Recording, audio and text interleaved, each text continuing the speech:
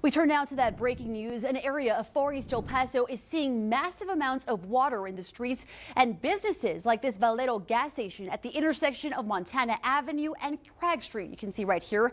That's also where we find Good Morning El Paso's Nicole Ardila to give us a closer look. Nicole, what does it look out there? It looks like a lake behind you. Good morning to you. We're under that ABC 7 first alert for the extreme cold that we've been warning you about all week. And that is exactly why we're getting right to our complete team coverage to keep you prepared. The extreme winter weather brings a potential, of course, for dangerous road conditions out there. That's why we have Michael Courier standing by right now to give us a live look at the streets. And we also have Good Morning El Paso's Isabel Martinez, who will also be bringing you some safe driving tips before you hit the road. But we do start with our storm tracker, Sarah Coria, who's in the ABC 7 Weather Lab tracking all those details. Good morning to you, Sarah. Take a look at the destruction around the city due to those 71-mile-per-hour winds. The roof of this west side home just completely ripped off. Some El Pasoans cleaning up damage this morning, but preparing for another round of strong winds today. That's right, as the borderland is feeling those rising temperatures, we're also starting to see more fires. The same day El Paso hit its first triple-digit temperatures, there were two separate fires in the county. The first one in Anthony, the second one on the east side. And we also have an update on how Wednesday's fire in the lower valley actually got started. But we begin with the fire in Anthony, Texas. Two families left displaced after this mobile home fire.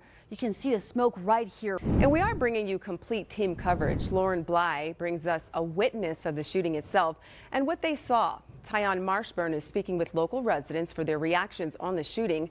And Michael Courier is live at a crisis intervention center on what support resources you can access.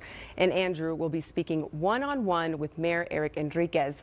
But first, he brings us a breakdown on what we know so far. Andrew. Now, as the sun comes up, we're actually getting a closer look at the 18-wheeler that is right here behind me. You can see it's still here on the eastbound lanes. In the ABC 7 Alert Center, an early morning apartment fire, this is in the northeast, left some residents without a place to stay. Good morning, everyone. Thanks for joining us. We are in the ABC 7 Alert Center following two breaking news stories out of central El Paso.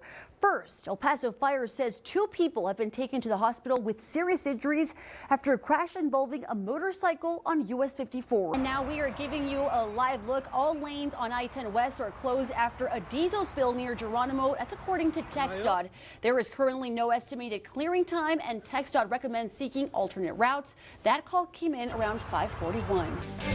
Well, good morning to you. We're in the ABC 7 Alert Center following breaking news this morning. At least one person in the hospital after a car hit someone. Now, we know it happened in central El Paso at East Cliff Drive in North Mesa around 10:45 last night, not far from the hospitals of Providence Memorial Campus. It's where we find Good Morning El Paso's Nicole Ardila. That area we know is still closed off at this hour, right? And we are following that breaking news. Good morning, everyone. Pope Francis died shortly before midnight our time on Easter Sunday. He visited the borderland in 2016, making a stop in Juarez.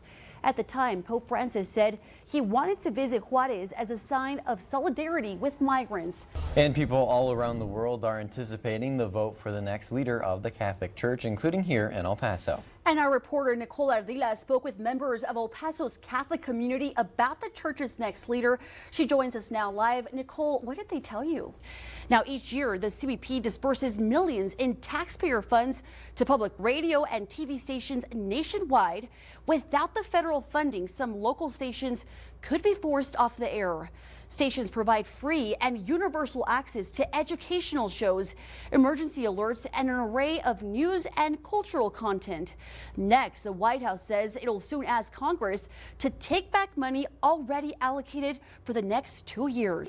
That's right. New this morning, nearly 3 years after the Pelicano widening project was supposed to be completed, this 3-mile stretch right here between Loop 375 and Darrington Road may finally see some progress. But let's break down how it is that we got here. Border this morning where U.S. troops have boots on the ground as per President Donald Trump's new border policies. A 60% increase in military presence since just the beginning of this week.